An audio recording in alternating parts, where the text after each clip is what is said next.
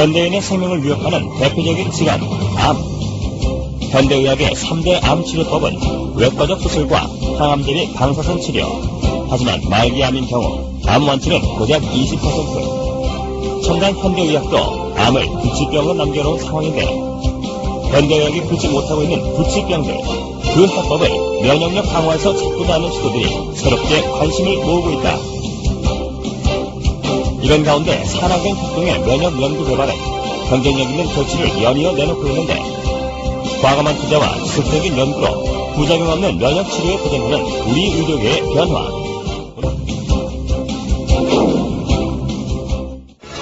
천연 생약제에서 추출한 성분으로 만든 항암 기능성 식품이 국내에서 처음으로 개발돼서 이르면 이달 안에 시판될 예정입니다. 주용호 기자가 전합니다. 항암과 암치료 부작용이나 성인병을 예방하기 위해 개발된 기능성 식품입니다.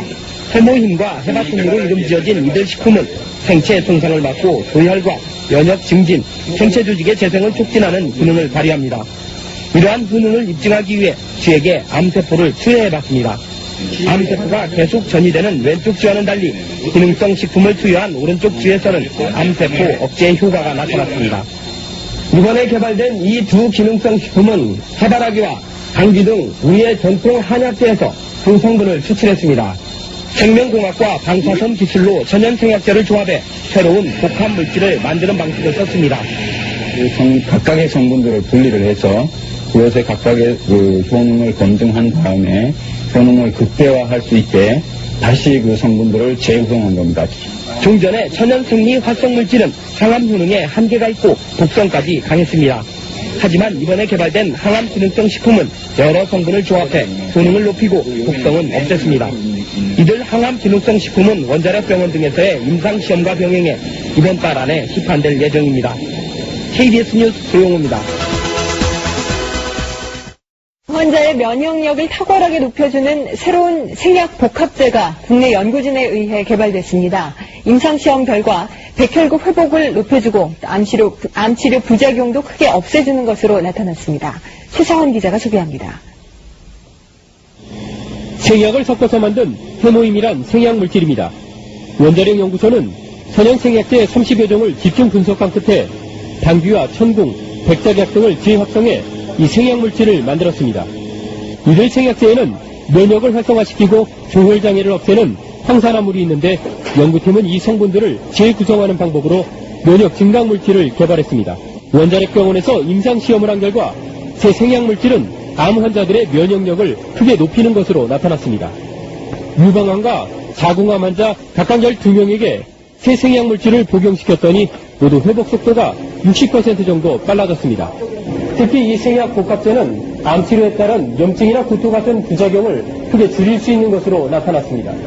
암 환자들은 치료를 받으면서 기력이 떨어져 문제가 됐지만 생약 복합제를 복용한 환자의 80%가량이 기력 회복에 큰 도움이 됐다고 답했습니다.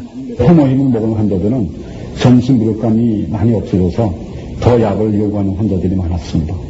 연구팀은 이 물질에 대한 2, 3차 임상시험을 거쳐 신약 개발에 나설 계획입니다. KBS 뉴스 최성원입니다. 한국원자력연구소가 정부 출연 연구기관으로서는 처음으로 기술 출자를 통한 벤처기업을 설립했습니다. 이번 투자는 금전이 아닌 기술 투자에서 연구기관 벤처 창업의 새로운 모델로 평가받고 있습니다. 대전에서 이정우 기자가 보도합니다. 천연 생약 복합 조성물인 해모임입니다.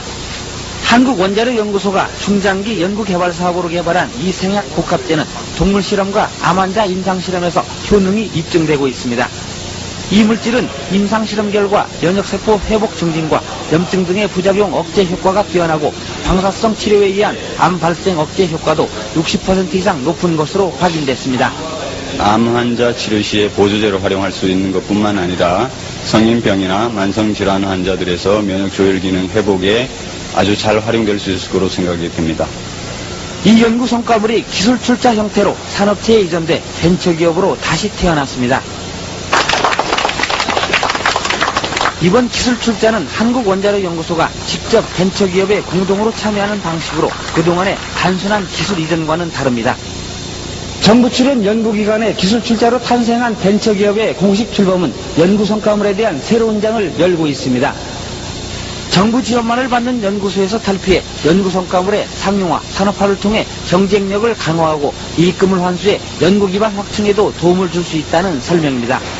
연구자들이 더 용기를 가지고 더 좋은 연구 성과 내고 성과가 나오는 대로 민간에 이렇게 기술을 넘겨줘서 민간이 또 새로운 기업을 자꾸 창출하는 그런 아마 좋은 전기를 마련했다고 이렇게 봅니다. 기술투자 벤처기업은 금전 등 실물 자산이 아닌 특허와 실용신안 등 기술 투자로 이루어지기 때문에 연구기관 벤처 창업의 새로운 모델로 평가받고 있습니다. YTN 이정우입니다.